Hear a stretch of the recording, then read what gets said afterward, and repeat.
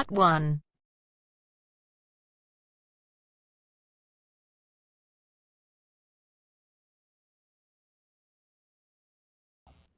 You will hear a number of different recordings, and you'll have to answer questions on what you hear. There will be time for you to read the instructions and questions, and you will have a chance to check your work. All the recordings will be played once only. Write all your answers in the listening question booklet. At the end of the test, you will be given 10 minutes to transfer your answers to an answer sheet.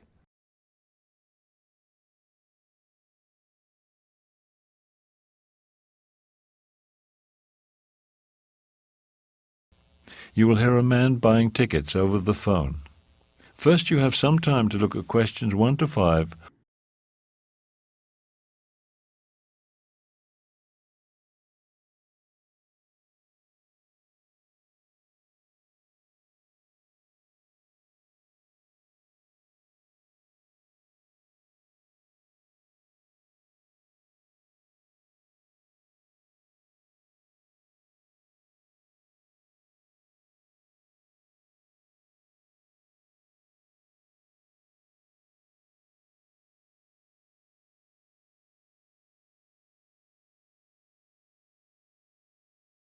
Now we shall begin. You should answer the questions as you listen, because you will not hear the recording a second time. Listen carefully and answer questions 1 to 5. Good morning, Municipal Museum of Art, Information Desk. Yes, I'd like to find out about tickets for... Tickets? That's our Special Events Department. Let me transfer you. Special events? Yes, hello. I'm interested in the series you have going on now. Oh, you mean our lecture series on the history of art? Actually, I meant the concert series. Oh, yes, of course. It's already begun, but there's still a concert tomorrow. That's Thursday. There's also one on Saturday, and then the last one is on Sunday. The one tomorrow, is that when they'll be playing the Mozart concerto? Yes, it is. Then I'd like 2 tickets for that, if they're still available. Yes, we have some tickets left. Now, I'll need your name. It's Stephen Milford. That's Milford. Since you want tickets for tomorrow, there isn't time to mail in a check. You'll have to pay by credit card. That's not a problem. Then I'll need your credit card number. Oh, of course. It's 1659798 8164. Got it. Okay, you wanted 2 tickets, right? Yes. At £16.35 apiece, that comes out to a total of £32 and 70p. You can pick up your tickets at the door. Before you hear the rest of the conversation, you have some time to look at questions 6 to 10.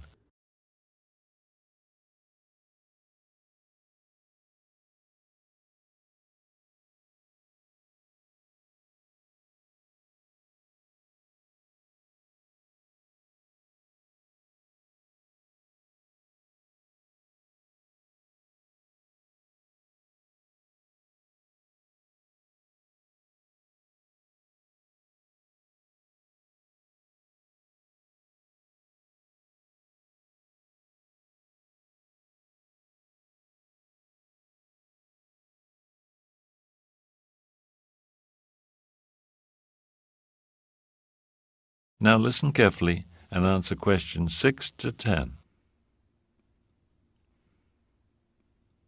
Fine. Could you tell me how to get there? We're coming by train. Certainly, it's very easy. When you get out of the train station, you'll see the library right across the street. Just walk down to the corner. Do I go right or left out of the train station? Oh, sorry. Go right, walk down to the corner. Right there on the corner you'll see a bank, and across the street on the opposite corner is the post office. There are some office buildings across the street too. Anyhow, you just go right at the corner, past the car park, and you'll see the museum right there in the middle of the block. If you get to a hotel, you've gone too far. So right at the corner and past the car park, but not the hotel. All right, I think I've got it. Great. Make sure you're here by 7:30. That is the end of Part 1. You now have half a minute to check your answers.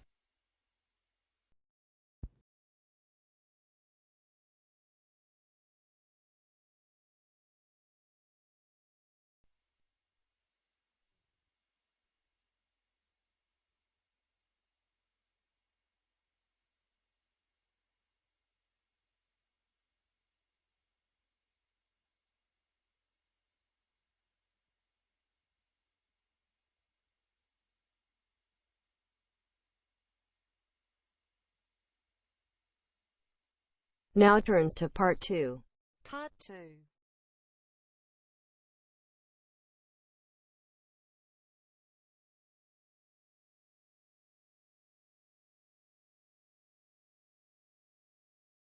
You will hear a recording of a radio show about tourism to Raven Island. First, you have some time to look at questions 11 to 17.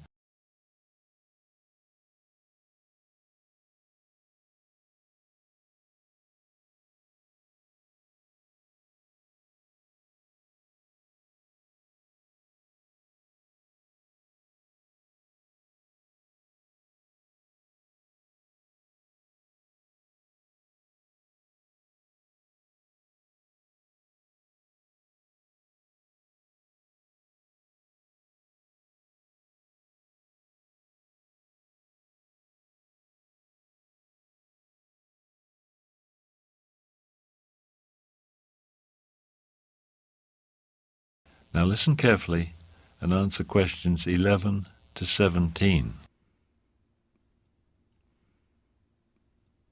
Good afternoon and welcome to Travel Time. Our guest today is Sheila Farnsworth, Director of Raven Tours Travel Agency.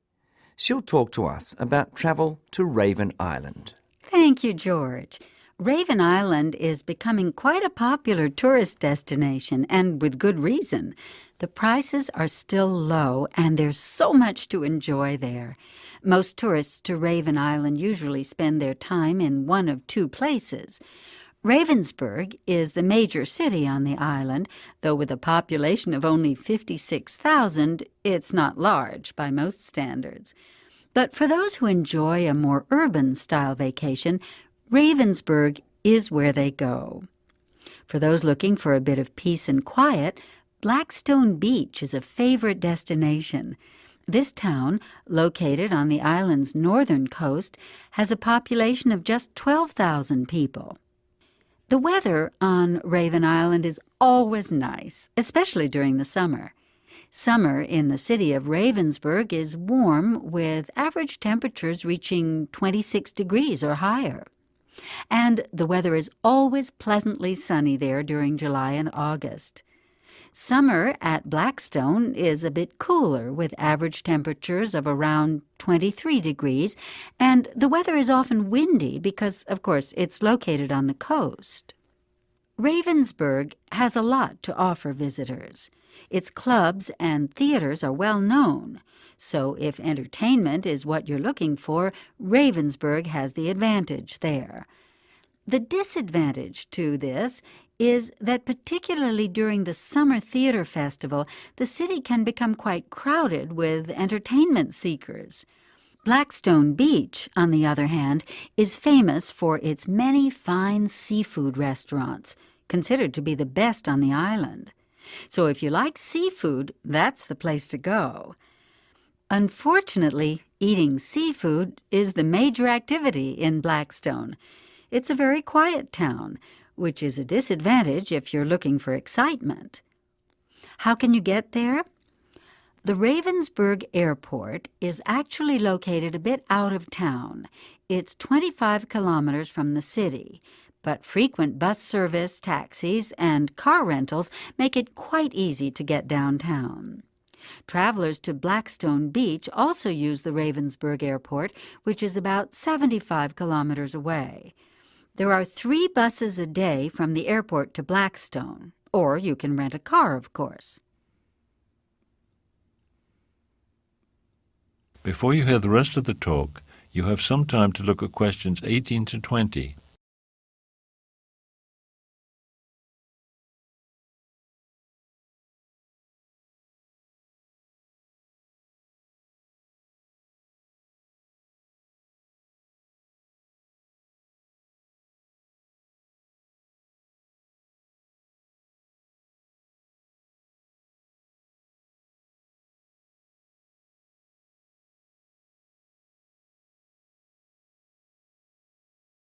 Now listen carefully and answer questions 18 to 20. Because of the low prices on Raven Island, many tourists travel there with shopping on their minds. What are some of the best bargains available on the island? Well, contrary to what one might think, native handicrafts are not a popular item. And although Raven Island has a beautiful musical tradition, there are not many CDs available of the native music, and the ones that are available are quite expensive. Some very good deals can be found, however, in the perfume shops. Raven Island Scents, a local factory, produces several fashionable perfumes, which they sell at reasonable prices. Jewelry is also popular among tourists, and jewelry shops abound. Since fishing is the major island industry, no tourist goes home without a package of smoked fish. If you want to try fishing yourself, however, be sure to bring your own fishing gear. Believe it or not, it's difficult and expensive for tourists to buy it on the island. That is the end of part 2. You now have half a minute to check your answers.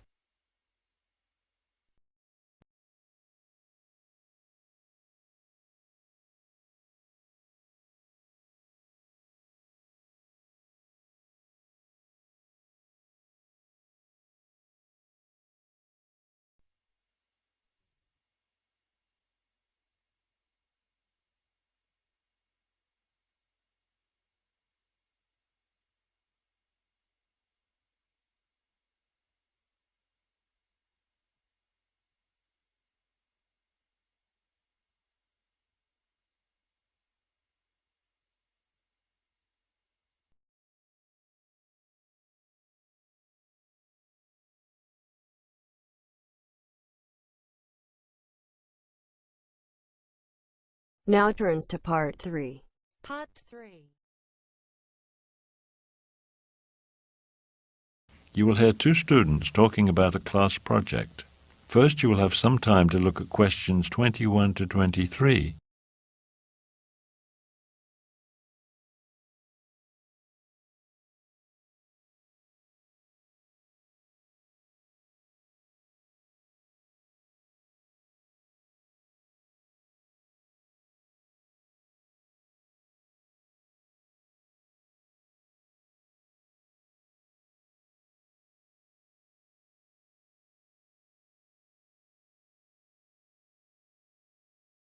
Now listen carefully and answer questions 21 to 23. Hi, Janet. Harry, what's up? You know that research project we have to do for Professor Farley's class? Have you started it yet? Started it? I'm almost done. Really? I'm having trouble. You think you could help me? You're going to need a lot of help. It's due next Thursday. I know. And it counts for 40% of our final semester grade. I know, so I could really use your help. So what topic did you choose? I did my research about people's TV watching habits. You mean which programs they watch? Yeah, and how often they watch. It was really interesting. Before you hear the rest of the conversation, you have some time to look at questions 24 to 30.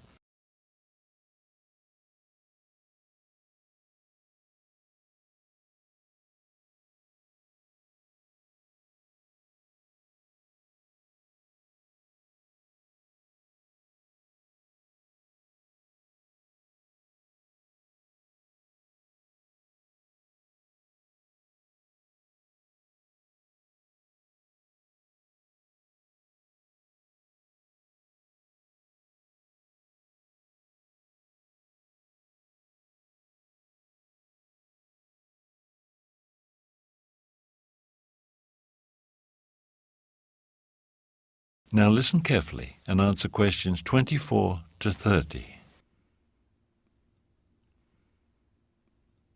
So how'd you get started? Well, after I decided my topic, I went to the library and did some research. I read about other studies people had done about TV watching. How did that help you? Oh, it was really important. It gave me lots of ideas about what questions to ask. So after I did the library research, I chose my research method. What did you choose? Well, I could do either interviews or just send around a paper questionnaire. I decided to use the questionnaire because I could get information from a lot more people that way. And then what? I made up the questions for the questionnaire. And who did you give it to? Well, that's what I had to do next. Choose my subjects. You have to think about if you want data from people of a certain age or certain professions and things like that. I decided to ask people like myself, university students. So then you just went around and asked people the questions? Well, first I had to submit my research design to Professor Farley. He had to make sure it was okay before I went ahead with the research. Did he make you change anything? No, he pretty much liked it the way it was. So then I had to send out the questionnaire. I just put it in all the students' mailboxes. A lot of them responded. I got a lot of results. Pages and pages. Well, what did you do with all that information? Well, I did what Professor Farley told us to do. I made charts and graphs. That helped me figure out what all the data meant. Charts and graphs, huh? I'll have to look at my class notes. Yes, you'd better. The professor outlined the whole process for us. So then you'll just hand in those charts and graphs on Thursday? Well, I'll have to write a report too, of course. I mean, the professor wants to see our interpretation of the results. That's the whole point, don't you see? Yeah, I guess. If I get started now, do you think I'll finish on time? Maybe, if you don't have anything else to do this week.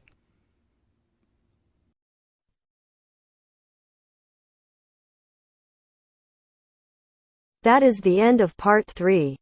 You now have half a minute to check your answers.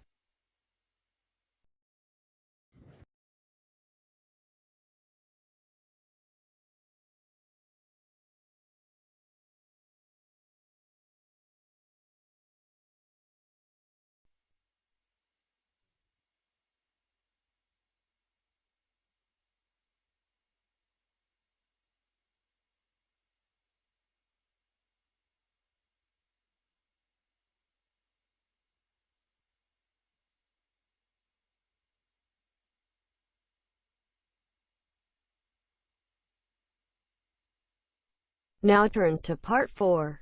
Part 4.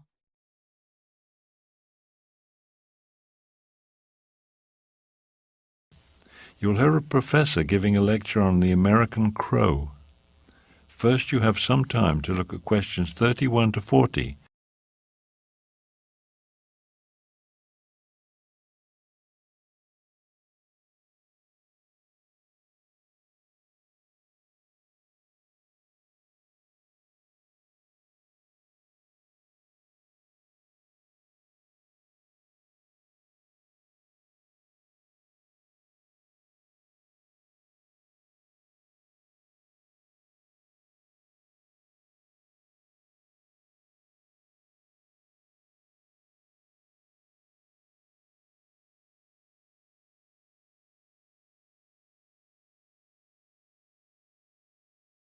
Now listen carefully and answer questions 31 to 40.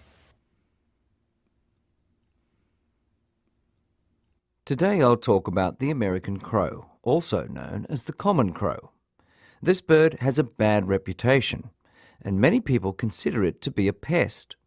But the American crow and many of its cousins in the corvid family are actually among the most intelligent of all the birds. There are about 40 species in the crow family, and they can be found in most parts of the world. You'll find crows in North America, although, interestingly enough, not in South America. While crows live in cold areas of the far north close to the Arctic region, there are none in Antarctica. They also like warm regions. There are several species of crows, for example, in Hawaii. And of course, you'll find them in other parts of the world, Europe, Asia, and so on. The American crow is one of the 15 species of crows found in North America, and is also one of the most common. It's not a small bird, measuring 39 to 49 centimeters in length. Unlike some of its cousins, the magpie, for example, which is black and white, or the blue jay, which is blue with white and black markings, the American crow is completely black, including the beak and feet. Because of their intensely dark colour, some people dislike crows, or better said, fear them.